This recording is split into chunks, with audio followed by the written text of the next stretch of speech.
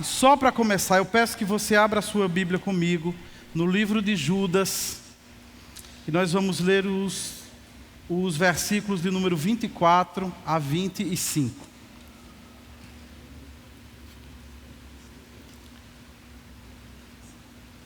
Se lhe ajuda, Judas fica exatamente antes de Apocalipse. Vocês sabem que nessas séries, temáticas, a gente costuma passear um pouco ao longo da Bíblia. E hoje não vai ser diferente. Vamos abrir a Bíblia várias vezes. Se você não manuseou bastante a sua Bíblia durante a semana, hoje você vai compensar. Vamos ler alguns textos bíblicos, vamos correlacionar com outros. Eu espero que os irmãos não se enfadem da palavra. O crente não se enfada da palavra, né? Vamos ler então Judas, versículo de número 24 e 25, que diz assim: aquele que é poderoso para impedi-los de cair e para apresentá-los diante da sua glória sem mácula e com grande alegria, ao único Deus, o nosso Salvador, sejam glória, majestade, poder e autoridade, mediante Jesus Cristo nosso Senhor, antes de todos os tempos, agora e para todo sempre. Amém. Oremos, peçamos que o Senhor nos auxilie. Ó Deus, aqui está o teu povo outra vez, e o desejo do nosso coração não é outro, ó Pai, senão ouvir a tua voz. Eu peço que o Senhor me ajude, ó Pai, nesse desafio. Tu sabes, ó Deus, que de mim mesmo eu não tenho a capacidade necessária. Tu sabes que de mim mesmo eu não tenho nem sequer a dignidade necessária para estar aqui como um porta-voz teu. Portanto, eu peço que o Senhor tenha misericórdia de mim, que o Senhor use a minha vida como um instrumento em tuas mãos. Peço que o Senhor também abençoe cada irmão que está aqui e que ouve atentamente essa mensagem, que o Senhor fale poderosamente aos seus corações. Oramos que o teu Espírito haja em nosso meio e que manifeste o seu poder, que o Senhor nessa manhã destrua as fortalezas da nossa mente caída. Pedimos que o Senhor destrua os nossos raciocínios falaciosos. Pedimos que diante da tua palavra o Senhor destrua toda arrogância que se levanta contra o conhecimento de Deus. E que assim, ó Deus, por tua graça, por tua misericórdia, o Senhor leve cativo todo pensamento à obediência de Cristo. É em nome dele que nós oramos nessa manhã. Amém. Irmãos, há muito tempo atrás, no século 17, mais exatamente no ano de 1610, apenas um ano após a morte de um teólogo conhecido na época, o nome dele era Tiago Jacó Armínio, os seus seguidores levaram ao governo holandês um documento que ficou historicamente conhecido como a remonstrância. Palavra esquisita, a remonstrância. Entenda a remonstrância no sentido de um protesto, de uma representação. E contra o que esses irmãos estavam representando? Eles estavam representando contra a forma das igrejas holandesas entenderem acerca da salvação. E essa remonstrância então foi estruturada em 5 artigos de fé. Eu diria que são 5 artigos de incredulidade, nos quais eles questionavam o entendimento reformado acerca da salvação. Então, onde os reformados entendiam depravação total, eles diziam, não é tão total assim. Onde os reformados diziam, a eleição é incondicional, eles diziam, não, deve ser condicional. Onde dizia a expiação limitada, eles diziam, de jeito nenhum, é ilimitada. Onde os reformados afirmavam graça irresistível, eles diziam, de forma alguma, é completamente possível resistir à graça. Mas quanto ao último ponto, isso é bem interessante, note isto. Quanto ao último ponto, a perseverança dos santos, eles escreveram apenas, quanto a isto nós não sabemos. É necessário maiores investigações. Não é interessante isso? Os remonstrantes eram incertos acerca da perseverança dos santos, eram incertos acerca da segurança dos santos. E é sobre esse assunto que nós vamos falar isso. Pois bem, eles apresentam então a remonstrância em 1610 e em 1618 o governo holandês convoca o Sínodo de Dort, uma assembleia formada por 84 teólogos, os melhores teólogos da época, que se reuniram durante 7 meses, ao longo de 154 sessões, diga-se de passagem, 154 longas sessões, ao longo das quais eles se debruçaram para examinar esse protesto.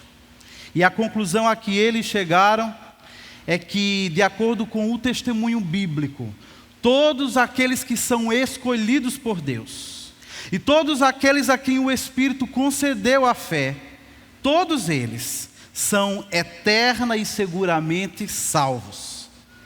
Que esses eleitos são mantidos na fé pelo poder do Deus Todo-Poderoso, e que nesta fé os eleitos hão de perseverar até o fim. Então a gente pode pensar que esse é não apenas um testemunho bíblico, vamos ver isso ao longo da mensagem, mas que a perseverança dos santos é também a consequência lógica dos pontos que foram estabelecidos anteriormente. Se você já entendeu que Deus elegeu pecadores incondicionalmente, se você já entendeu que Cristo morreu para efetivamente conquistar a salvação dos eleitos, e se você já entendeu que para estes eleitos a graça é irresistível, então só resta concluir também que a segurança da salvação desses eleitos é algo certo, que eles estão eternamente seguros, que eles hão de perseverar. Não faria sentido uma eleição incondicional, uma expiação limitada, uma graça irresistível, e no final das contas, você ainda está inseguro quanto ao seu destino eterno. Então eu trago aqui uma pergunta que eu quero que os irmãos tenham em mente ao longo da mensagem, que é: por que então os salvos perseveram? Por que que os crentes perseveram? Por que que os santos perseveram? E a primeira resposta que eu queria propor aqui para vocês é que os santos perseveram porque, antes de tudo, Deus os preserva. Os santos perseveram porque Deus os preserva. Abra sua Bíblia outra vez, nós vamos ler o texto de 1 Pedro, capítulo 1, versículos de 3 a 5. 1 Pedro, capítulo 1, versículos de 3 a 5. Irmão, tenha em mente que no início dessa carta, Pedro já chama os seus destinatários de eleitos de Deus, escolhidos de Deus. E quando o apóstolo chega então no versículo 3, ele diz o seguinte: bendito seja o Deus e Pai do nosso Senhor Jesus Cristo. Conforme a sua grande misericórdia, Ele nos regenerou para uma esperança viva, por meio da ressurreição de Jesus Cristo dentre os mortos, para uma herança que jamais poderá perecer, jamais poderá macular-se, jamais poderá perder o seu valor. Herança guardada nos céus para vocês que, mediante a fé, são protegidos pelo poder de Deus até chegar à salvação prestes a ser revelada no último tempo. Vocês entenderam isso? Eu penso que esse texto é quase que autoexplicativo, não precisa dizer muita coisa para você entender a partir desse texto de que aqueles que foram eleitos por Cristo foram chamados não para uma esperança qualquer, não para uma experiência espiritual qualquer, mas eles foram chamados, diz o texto, para uma esperança viva. E mais do que isso, eles foram chamados para receber uma herança que jamais poderá perecer, que jamais poderá se perder. Os eleitos jamais deixarão de receber a sua herança. E por que isso acontece, diz o texto? Porque estes eleitos são protegidos pelo poder de Deus, não apenas em algum momento da sua trajetória cristã, mas eles são plenamente protegidos por Deus até chegar à salvação prestes a ser revelada na última hora. Então, antes de tudo, é algo que nós precisamos entender, que os santos perseveram não porque eles são demais, não porque eles são super crentes, eles não perseveram na força do seu próprio braço, não é pelo seu desempenho religioso, não é pela sua insistência, não, eles perseveram porque antes de tudo, Deus os protege de forma sobrenatural. A intervenção de Deus na vida de um eleito é tal, que ela é vista não apenas no momento em que ele entrega a sua vida a Cristo, mas por toda a sua trajetória, os santos são plena e soberanamente protegidos pelo poder de Deus. É a boa mão de Deus que sustenta um eleito em toda a sua trajetória, de forma que não há a menor possibilidade de um eleito de Deus perder a sua herança no meio da caminhada. E talvez aqui eu precise explicar também quem são esses santos que a doutrina menciona. Irmãos, nós não estamos falando aqui em santos naquela concepção católica do termo. Não estamos falando de pessoas que foram canonizadas, não estamos falando de pessoas que são perfeitas. Nós estamos usando a palavra santos na acepção bíblica do termo. Santos são aqueles que foram, pela graça de Deus, separados para viver para Deus. Ainda são pecadores, ainda têm uma natureza pecaminosa, ainda podem cair em muitas tentações, mas sobretudo pela graça de Deus, por estarem unidos a Cristo, eles foram santificados, eles foram separados do mundo para viver para a glória de Deus Pai. Eu penso que nos ajuda muito a entender essa relação entre perseverança e preservação, quando nós olhamos para Israel caminhando no deserto. Israel no deserto é sempre um paradigma para a nossa experiência cristã. Se você quiser entender a sua experiência enquanto igreja de Cristo, você faz muito bem em considerar a peregrinação de Israel no deserto. E veja, aquelas pessoas saíram do Egito, aquela nação peregrinava no deserto, e nós não podemos negar que eram eles mesmos que estavam caminhando, e que nessa caminhada eles perseveraram em caminhar, eles se esforçaram, eles suaram, eles cansaram, eles se desgastaram na caminhada. Mas daí tudo isso é verdade, ninguém está negando isso.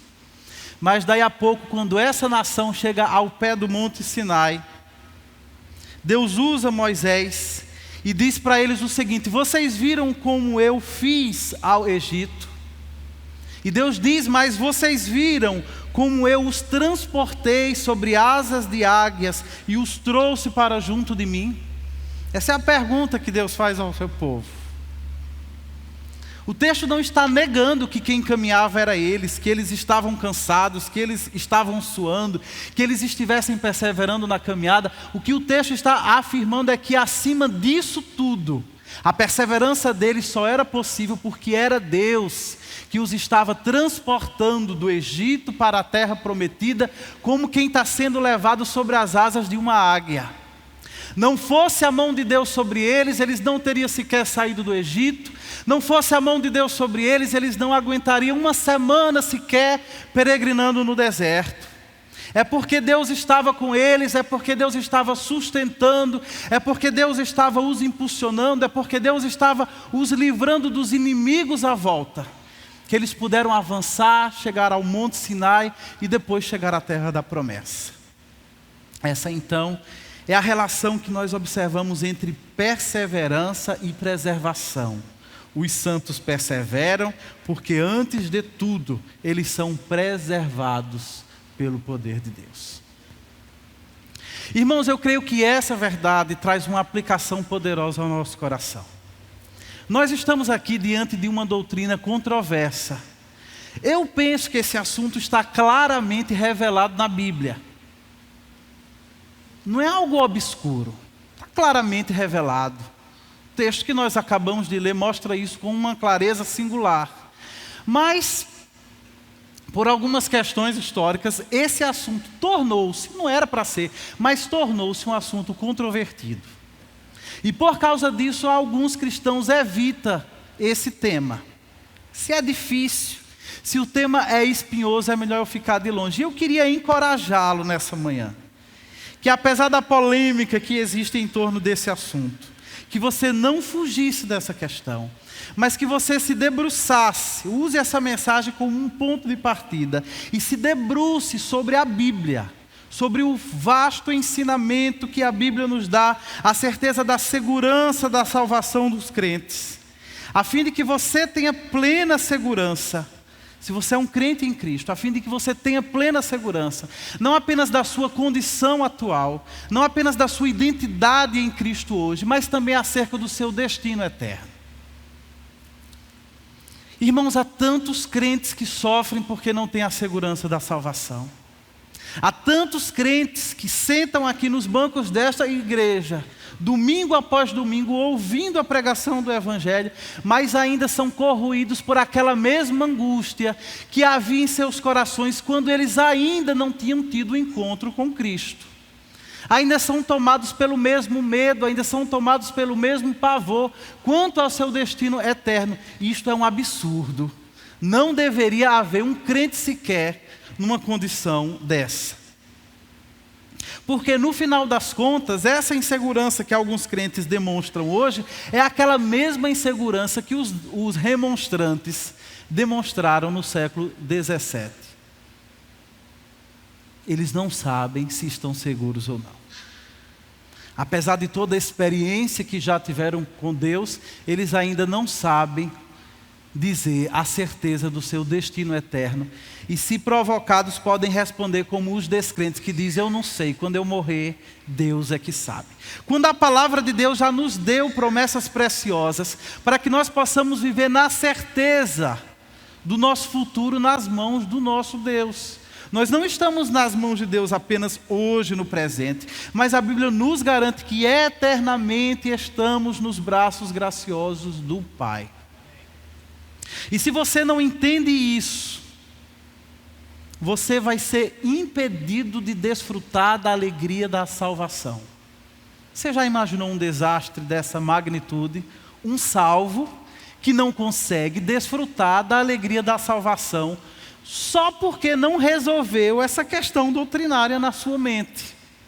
Deixou que a polêmica o impedisse de desfrutar da alegria da salvação. Portanto, eu quero encorajá-lo nessa manhã. Não tenha medo da polêmica, invista tempo, busque na palavra, busque sabedoria de Deus revelada, para que você possa viver uma vida abundante, para que você possa desfrutar da alegria da salvação todos os dias. Essa incerteza, ela é corrosiva. Ela é uma versão religiosa daquela brincadeira que tinha de bem me quer, mal me quer, bem me quer, mal me quer. Quem não tem certeza da salvação vive no tô salvo, tô perdido, tô salvo, tô perdido, e não consegue desfrutar da graça de Deus plenamente nunca. Porque desfruta agora, mas daqui a pouco cai numa angústia, cai numa incerteza novamente. E não dá para viver a vida abundante que Deus tem proposto para o seu povo dessa forma. Então se debruce sobre esse tema, invista nisso. E você vai entender que se nós perseveramos é porque Deus tem nos protegido. Você vai entender que se não fosse a mão de Deus, todos nós já teríamos pulado fora desse barco. Você vai entender que se a cada dia você tem perseverado na comunhão com Deus, se a cada mês você tem perseverado em vir aqui a esta igreja participar da Santa Ceia conosco, se a cada ano você se vê firme na missão, não é por você, é porque Deus tem preservado a sua vida. Como diz aquele adesivo de carro, nunca foi você, sempre foi Deus. Não é? Nunca fui eu, sempre foi Deus. Que você saiba disto, que é a graça de Deus que tem sustentado. Agora nós poderíamos perguntar diante disso: se é Deus que me preserva, então isso quer dizer que a minha perseverança não tem valor algum? Não é isso que nós estamos dizendo. A nossa perseverança, ela é um mandamento bíblico. Nós vamos ver que existem mandamentos que nos ordenam a perseverar. O que essa doutrina nos faz entender é que, para além do meu dever de perseverar, eu preciso saber que eu só consigo perseverar porque, antes de tudo, Deus está me preservando. Eu gosto de andar de mãos dadas com o meu filho Arthur. Não sei até quantos anos ele vai aceitar isso, né? As crianças crescem e já não querem mais andar de mãos dadas. A Mônica está dizendo, é assim, Vinícius não quer mais. Pois bem, eu amo andar de mãos dadas com Arthur. E a minha esposa Lidiane diz que é impressionante a cara de bobo que eu faço quando eu saio na rua de mãos dadas com Arthur. E eu digo, Arthur, segura a minha mão, porque Arthur, vocês sabem, conhecem, ele quer correr, né? Então talvez Arthur ache, na mente infantil dele, que a segurança dele está no fato de ele segurar minha mão, dele tentar segurar minha mão. Mas nós sabemos que a segurança de Arthur não depende do esforço que ele faz para segurar na minha mão. Como pai dele, a segurança dele está em última instância condicionada ao fato de que eu o seguro. Ele pensa que está dependendo dele. Mais tarde ele vai entender que era eu que sempre o estive segurando pela mão. E às vezes Arthur quer correr. Às vezes Arthur quer disparar e eu aperto a mão dele. Ele olha para mim e fala, papai, está doendo. Eu digo, eu sei. Fica aqui comigo que não vai doer. Irmãos, não é assim que acontece na caminhada cristã? Nós a cada dia nos esforçamos, nós lutamos, nós choramos, às vezes nós gememos para perseverarmos segurando nas mãos de Deus. Continue fazendo isso, mas nunca se esqueça de que se você está seguro, é porque Deus é que tem segurado você. São as mãos de Deus que não têm permitido que você escape. São as mãos de Deus que não têm permitido que você rejeite o testemunho da palavra, que você escarneça do sacrifício de Cristo, que você blasfeme fatalmente contra o Espírito Santo. É Deus que tem sustentado a sua vida. E se às vezes você sentir que está doendo, quem sabe é porque Deus está segurando mais forte quando você quer declarar independência, quando você quer agir autonomamente. Quando você quer viver do seu próprio jeito, a sua própria maneira, o Senhor vai segurar a sua mão mais forte e não vai deixar você sair.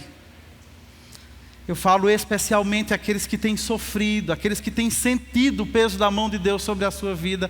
Reconsidere as suas decisões, reconsidere os seus caminhos e louve a Deus, porque é Deus que está segurando a sua mão, é Ele que não deixa você cair.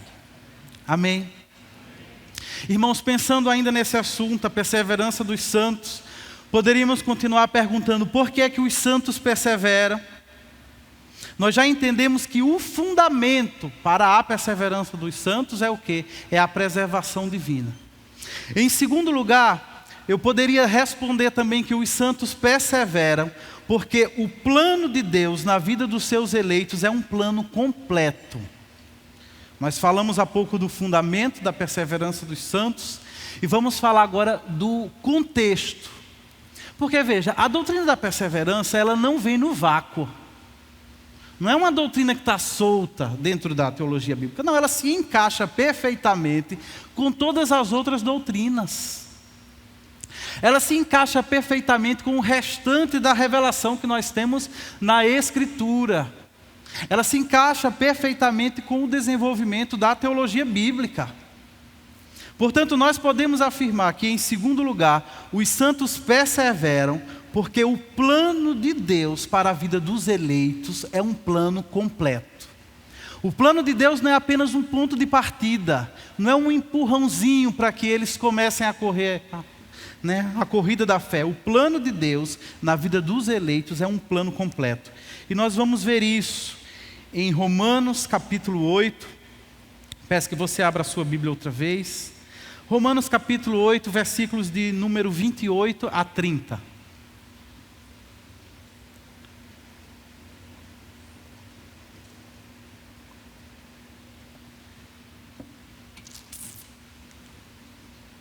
Romanos capítulo 8, versículos de 28 a 30, um texto amplamente conhecido da palavra de Deus.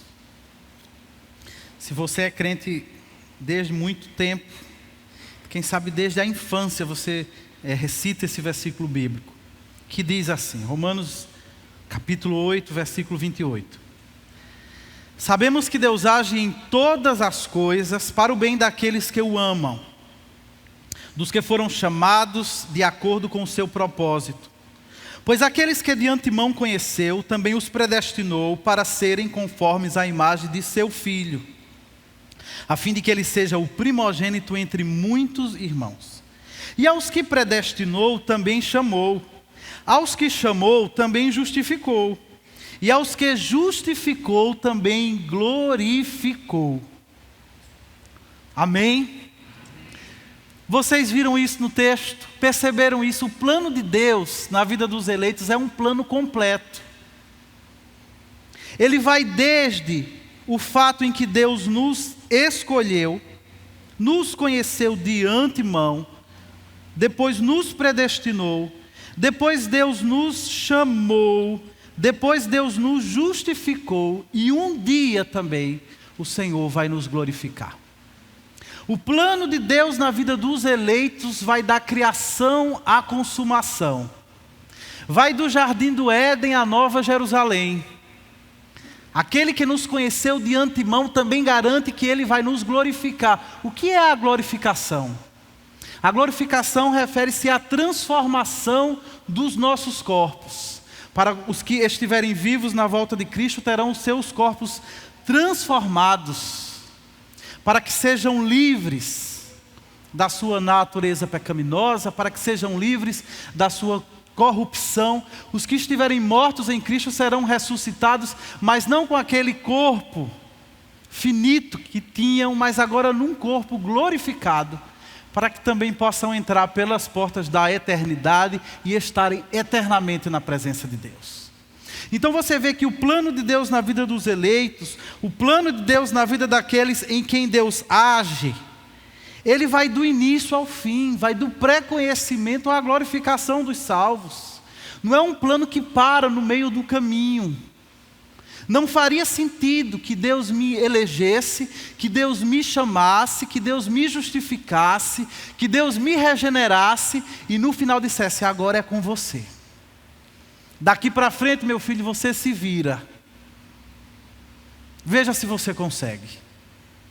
Será que teria alguma chance de nós conseguirmos chegar na linha final, se Deus tivesse apenas nos empurrado na largada e deixasse que nós prosseguíssemos na força das nossas próprias pernas? Irmãos, com certeza nenhum de nós chegaríamos na linha final.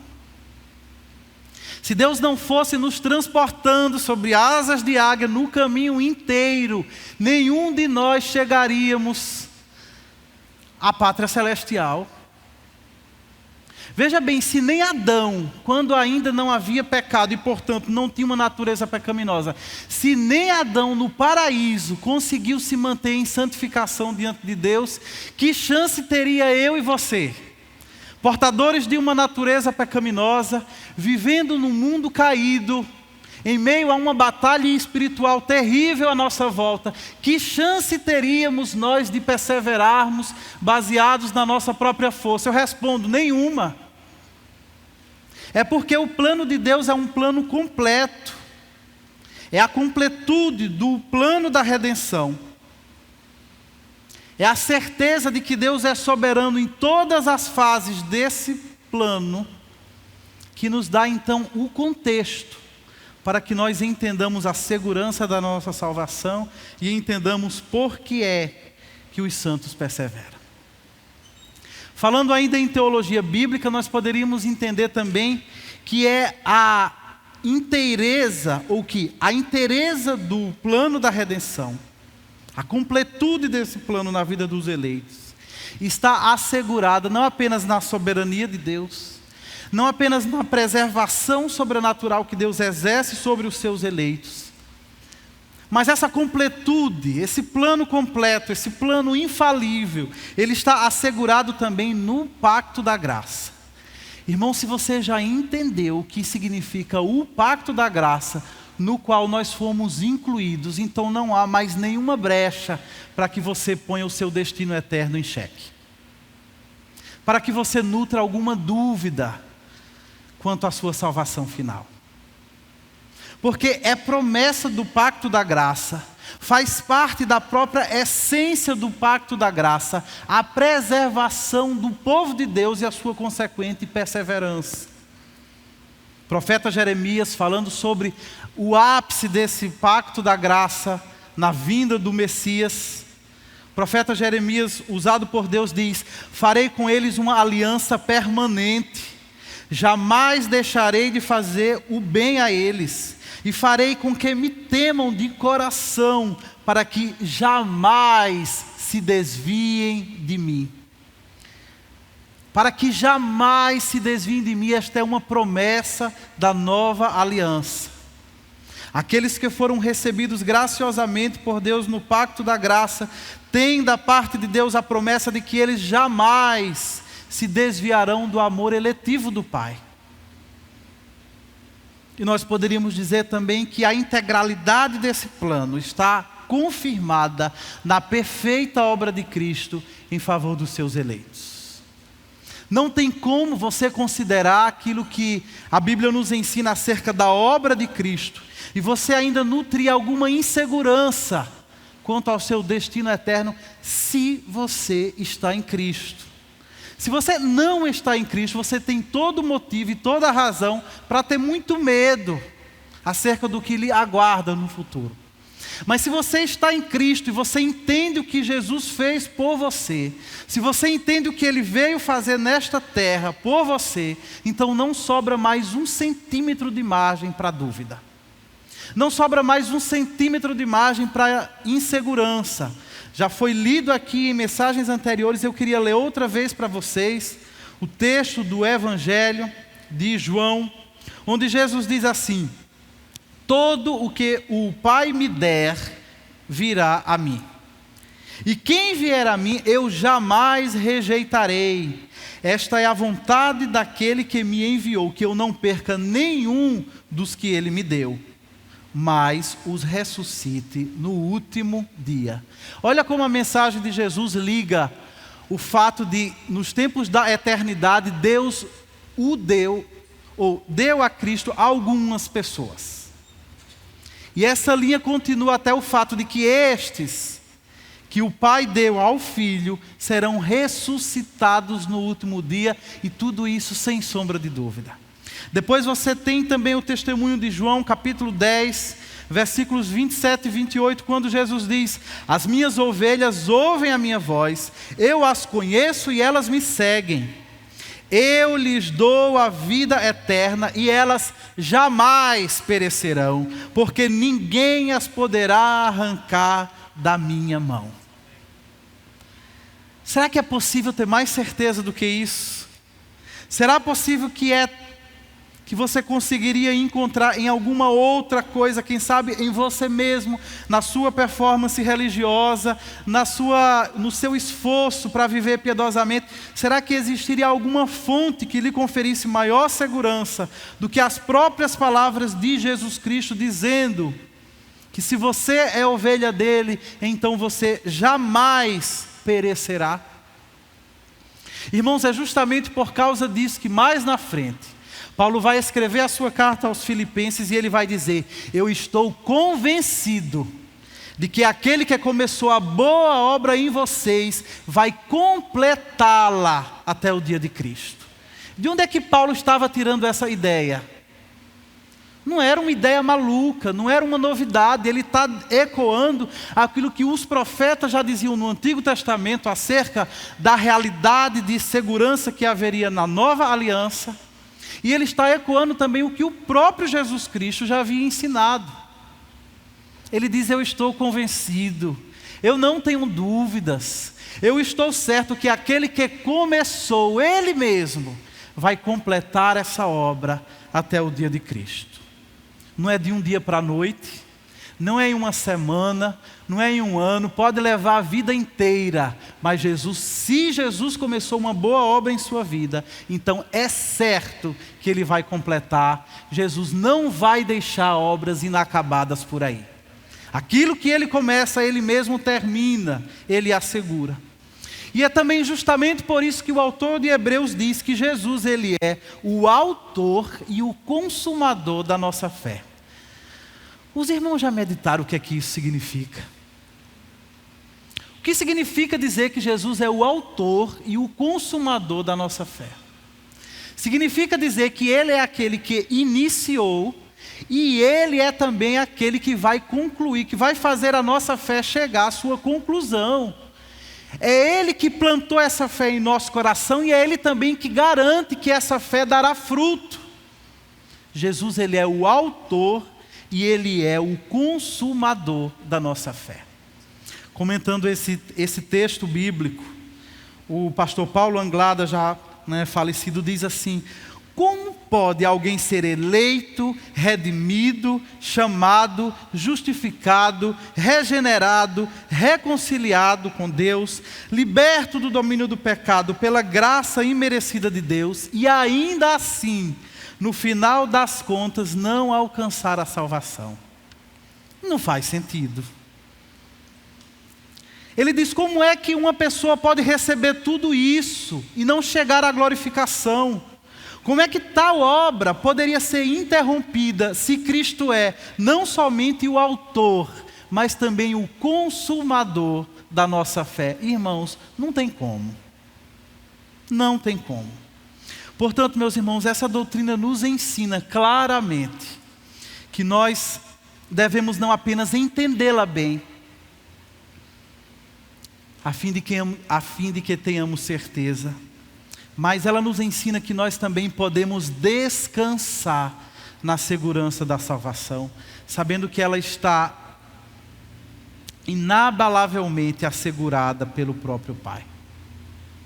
Irmãos, uma coisa é a gente entender, muitas pessoas já entendem isso intelectualmente, fez sentido para eles cognitivamente, mas como ainda não abraçaram verdadeiramente pela fé, como não tiveram uma verdadeira experiência com Cristo, apesar de entender, eles não conseguem descansar, e ainda vivem de uma forma atormentada, tentando construir um relacionamento com Deus baseado no fator mérito.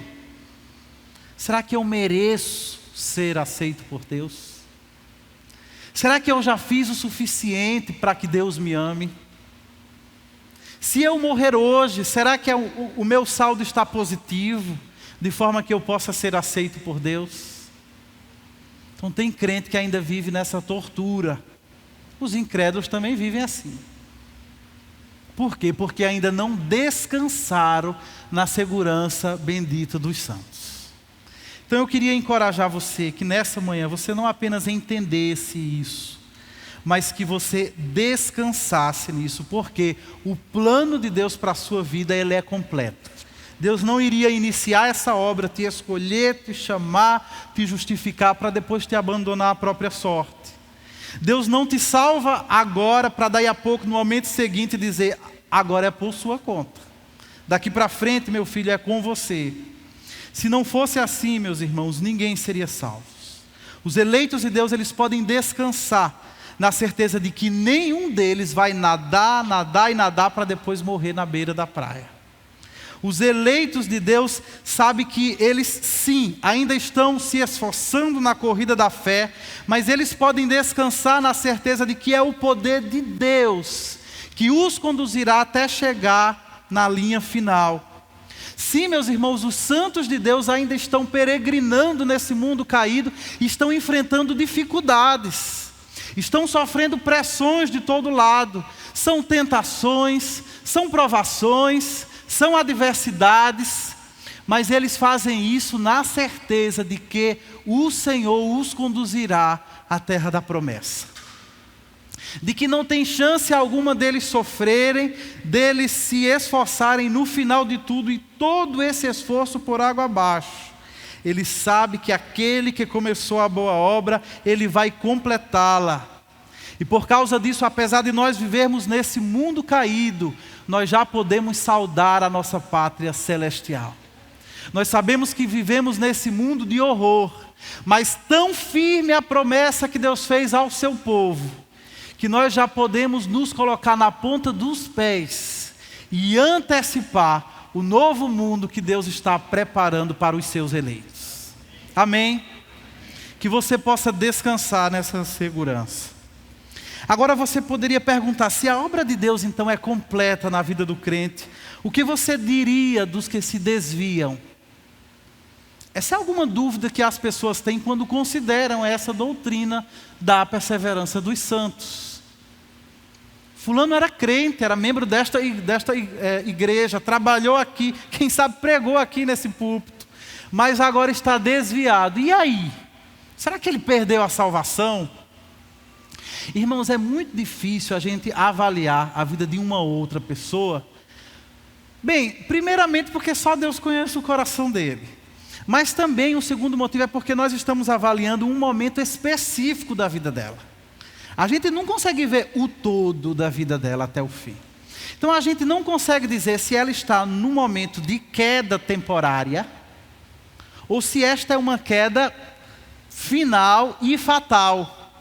Ou seja, se esta é apenas um acidente na vida do crente, porque o crente ele é tentado e ele pode vir a eventualmente cair temporariamente, ou se nós estamos ali diante de uma queda permanente que vai nos sinalizar de que, embora esta pessoa tenha sido evangélico, embora essa pessoa tenha sido membro de uma determinada igreja, no final das contas ela nunca experimentou de fato o que significa ser um regenerado, ser alguém nascido de novo. É isso que João diz, quando ele escreve a sua primeira carta, capítulo 2, versículo 19, João diz: eles saíram do nosso meio, mas na realidade não eram dos nossos, pois se fossem dos nossos, teriam permanecido conosco. E João então conclui dizendo: o fato de terem saído mostra que nenhum deles era dos nossos. Quem realmente recebeu nova vida em Cristo, quem realmente foi regenerado por Cristo, não pode ser desregenerado. Não tem como voltar atrás nesse processo. Ele pode tropeçar, ele pode cair, mas o poder preservador de Deus vai o colocar de pé de novo. Mais cedo ou mais tarde ele volta à caminhada e a mão de Deus faz com que ele complete. Os santos perseveram porque são protegidos pelo poder de Deus. Eles podem cair, mas a certeza que nós temos é que eles não se perderão. Irmãos, para a gente caminhar para o fim da mensagem, uma terceira e última resposta que nós poderíamos dar à pergunta: por que os santos perseveram? Nós poderíamos dizer que os santos perseveram porque o Espírito os santifica. Falamos do fundamento da perseverança, falamos do contexto dessa perseverança, e agora eu quero falar para você dos meios que Deus usa para produzir essa perseverança na vida dos eleitos. Eles perseveram porque o Espírito os santifica. Abra sua Bíblia comigo uma última vez, em Efésios, capítulo 1.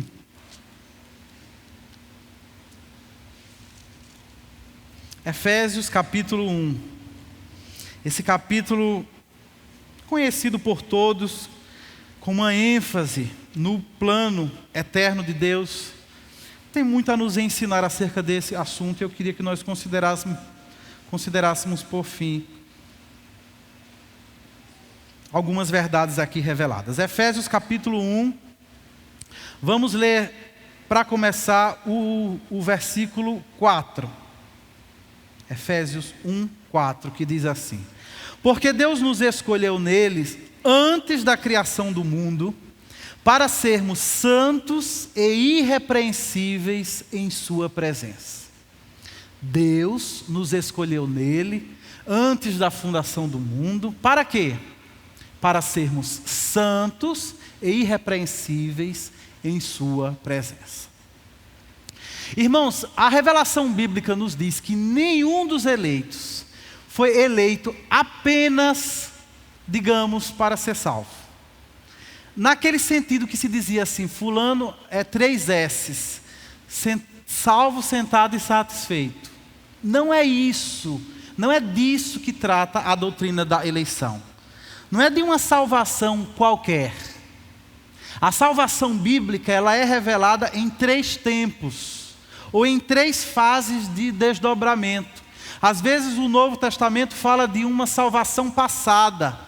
É a justificação, é o fato de que nós um dia fomos salvos da condenação do pecado. Outras vezes você olha para a Bíblia e ela está falando da nossa salvação presente. Ela diz que pela influência santificadora do Espírito Santo na vida do eleito, a cada dia ele está sendo progressivamente salvo da influência do pecado em sua vida. E às vezes a Bíblia também fala de uma salvação futura, diz a salvação que há de ser revelada. Ou seja, isso já remete para a glorificação, o dia em que o povo de Deus, os escolhidos de Deus serão salvos, eternamente salvos da presença do pecado. Quando já não haverá mais sequer a possibilidade de você pecar e se afastar de Deus. Então é por causa disso que no Novo Testamento nós lemos diversas vezes que os crentes foram eleitos para a salvação, e isto é a mesma coisa que nós vemos agora o apóstolo Paulo dizer aqui, que nós fomos salvos para o quê? Versículo 4, nós fomos eleitos, escolhidos antes da criação do mundo para sermos santos e irrepreensíveis em sua presença. Por isso que os eleitos perseveram, porque o Espírito Santo os santifica. Eles foram eleitos justamente para isso. Não apenas para serem justificados, mas também para viverem em santificação. E é dessa forma que Deus opera a sua perseverança. É Deus que soberanamente decreta o fim, ou seja, que eles vão perseverar, mas esse mesmo Deus soberanamente decreta os meios pelos quais eles perseverarão. Quais são os meios? É a santificação operada pelo Espírito. Depois eu queria que nesse mesmo capítulo, Efésios capítulo 1, você saltasse um pouco para o versículo 13. O texto continua falando do Espírito Santo e ele diz o seguinte: quando vocês ouviram e creram na palavra da verdade, o evangelho que os salvou, vocês foram selados em Cristo com o Espírito Santo da promessa, que é a garantia da nossa herança, até a redenção daqueles que pertencem a Deus, para o louvor da sua glória. Meus irmãos, a obra do Espírito Santo na vida do eleito é essencialmente de aplicar na vida de cada eleito os benefícios da redenção. Porque pensa uma coisa comigo, mesmo que Deus tivesse escolhido você, mesmo que Jesus tivesse morrido por você, você não teria condições de por si só se apropriar dos benefícios da redenção. Você não teria condições de aplicar sobre a sua vida tudo que Jesus conquistou na cruz para nós. Então, a obra de Deus na vida do eleito, ela é tal que Deus o escolhe, que Jesus morre por ele e compra efetivamente a sua salvação, mas não para por aí. Aí Deus manda o Espírito Santo, e é o Espírito que aplica na vida do eleito, que opera na vida do eleito, todos os benefícios da redenção. Opera a chamada irresistível, opera a justificação, a adoção, a união com Cristo, a nossa reconciliação com Ele, e opera também a santificação. Não tem chance de uma pessoa ter sido salva e não ser santificada, porque que Espírito é esse que justifica e não santifica? O mesmo Espírito que nos chamou irresistivelmente é o Espírito que vai trabalhar, que vai operar e vai produzir a santificação em nossas vidas.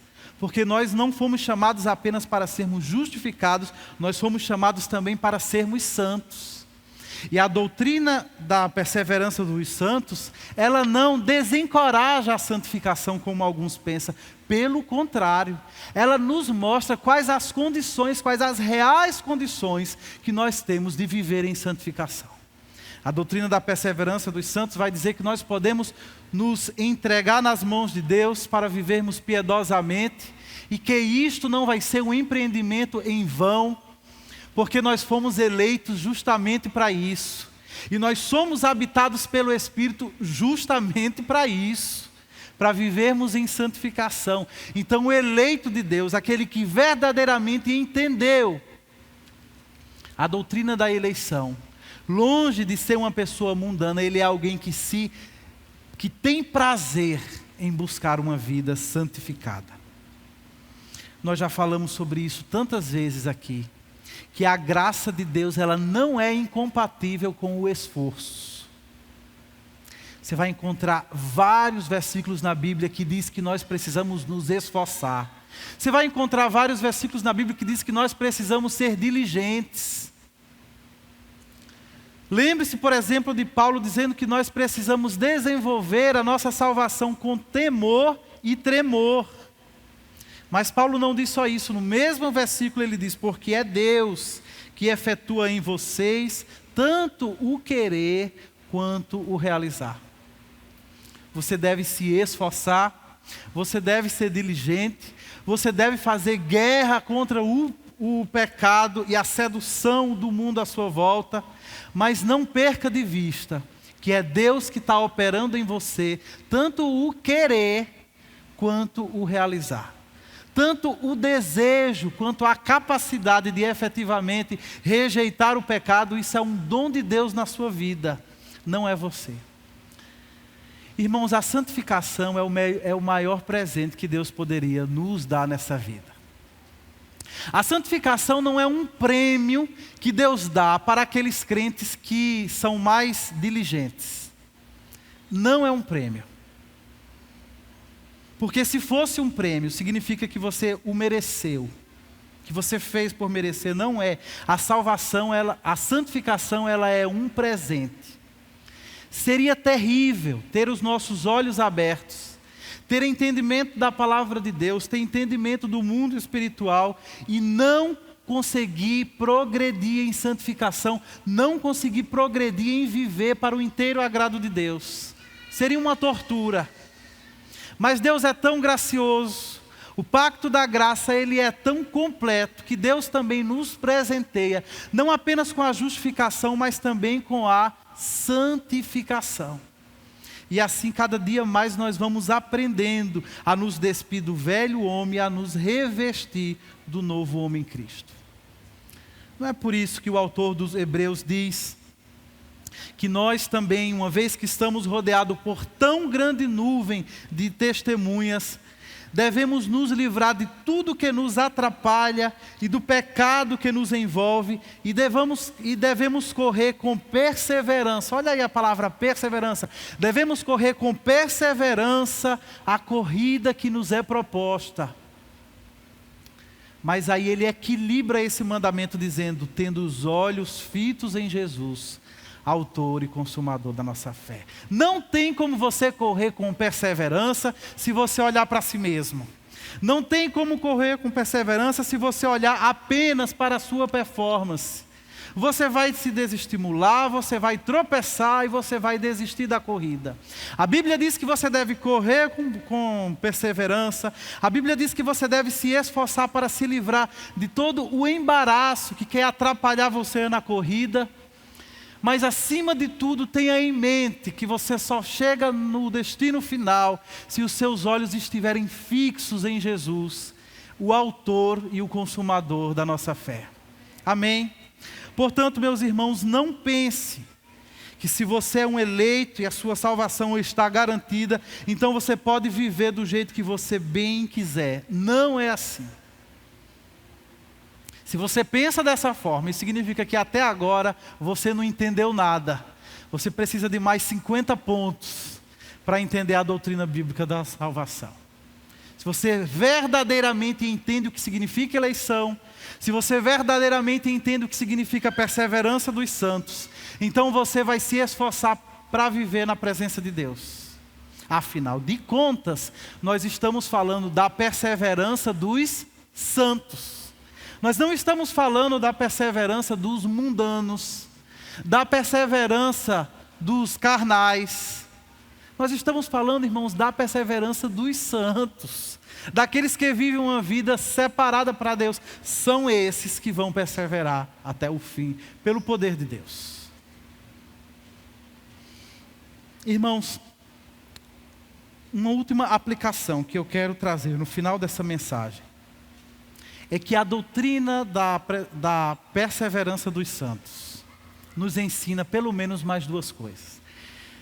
Uma, que nós precisamos perseverar como santos.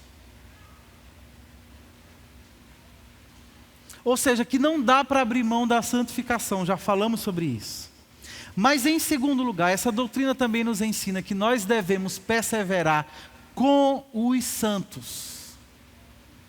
O projeto de santificação na vida de um crente não é um projeto individualista. O projeto de santificação é um projeto que se vive coletivamente. Você vive isso junto com outros tantos santos que Deus coloca à sua volta. É por isso que a doutrina é da perseverança dos santos, no plural, não do santo individual no singular. Então, se nós realmente levamos em consideração o teor dessa doutrina, nós precisamos cada dia nos colocar nas mãos de Deus como um instrumento de santificação dos irmãos que estão à nossa volta. Não é? Nós temos falado sobre discipulado pessoal. Nós temos falado como você pode ser usado por Deus para ajudar o seu irmão a dar um passo adiante na caminhada cristã. Isso é perseverança com os santos. É você se colocando nas mãos de Deus para ajudar aqueles irmãos que estão em sua volta a progredir na caminhada cristã. Não abra mão disso. Não abra mão de ser instrumento de Deus na vida daqueles que pela sua providência estão à sua volta. Aqueles que Deus colocou na sua vida como seu próximo. É na vida dessas pessoas que você também pode exercer uma influência santificadora. E ao mesmo tempo, dentro desse mesmo contexto, se nós estamos falando da perseverança com os santos, também precisamos lembrar que nós também precisamos estar abertos à influência santificadora dos santos que Deus colocou à nossa volta. Existem pessoas à nossa volta que podem nos ajudar bastante, que podem nos ajudar a entender uma questão de uma forma personalizada, de uma forma totalmente encaixada para a nossa situação pessoal. Agora, nós precisamos estar abertos a isso. Nós precisamos nos permitir conviver com esses santos. Precisamos nos permitir ser encontrados na companhia desses santos, a fim de que nós recebamos a sua influência santificadora. Então, meus irmãos, que nós não abramos mão disso, da comunhão dos santos. Ela tem um papel santificador, ela é mais um meio que Deus usa para nos santificar e para nos fazer perseverar. Eu quero então concluir essa mensagem dizendo que, bem, é isto que nós vimos aqui ao longo dessas 5 mensagens. São esses 5 pontos, chamados 5 pontos do calvinismo. Mas o nosso desejo aqui ao longo dessas 5 mensagens não é que você tenha tido um encontro com João Calvino. O nosso desejo ao longo dessas 5 mensagens não é que você tenha tido um encontro com os teólogos do Sínodo de Dort, não. O nosso desejo maior é que através da exposição desses 5 pontos, cada um de vocês tenha tido um encontro com o Evangelho. Afinal de contas, estes 5 pontos são uma síntese perfeita do Evangelho. Os nossos irmãos reformadores, tanto no século XVI quanto no século XVII, nunca estiveram em busca de uma nova revelação. Todo o anseio do coração deles era voltar às Escrituras e redescobrir o Evangelho. Esses 5 pontos, então, funcionam como uma síntese do Evangelho. O tempo todo aqui ao longo dessas semanas nós estivemos falando acerca da graça de Deus, da morte de Cristo, da condição do pecador, da oferta da graça, não falamos de outra coisa senão do Evangelho. Então tenha sido para você uma experiência de redescoberta, não de uma doutrina específica, de um grupo específico de cristãos, mas que tenha sido para você uma redescoberta ou um reencontro com o Evangelho. É por isso que Spurgeon, um pastor batista, dizia que calvinismo é apelido, o nome disso é Evangelho. Eu concordo plenamente com isso. Espero que você tenha entendido isso também. E acima de tudo, que nesses 5 encontros, com o Evangelho expresso nos 5 pontos do calvinismo, que você tenha tido também um encontro transformador com a graça de Deus. E é justamente por isso que esses 5 pontos são também chamados de quê? Das doutrinas da graça. Nunca ficou tão claro para nós a grandeza da graça de Deus, quando nós entendemos de que, apesar de sermos pecadores completamente corrompidos, Deus nos elegeu incondicionalmente. E que na plenitude dos tempos Ele enviou o Seu Filho para conquistar, para efetivamente comprar a nossa redenção. E que no tempo por Ele determinado, Ele venceu a nossa incredulidade com Sua graça irresistível. E que agora Ele nos segura em Suas mãos. E Ele afirma que nós perseveraremos até o fim pela Sua graça. Essas são as doutrinas da graça. Eu espero que os irmãos tenham se deleitado nelas e continuem se deleitando nas doutrinas da graça. Enfim, irmãos, eu espero que vocês saiam hoje daqui com a mente mais esclarecida, com o coração mais fervoroso e, sobretudo, que você saia daqui com uma vida transformada a partir do Evangelho que foi aqui exposto. Que assim Deus nos abençoe. Amém. Feche os seus olhos, dobre a sua cabeça e ore ao Senhor respondendo a tudo quanto nós ouvimos aqui nessa manhã.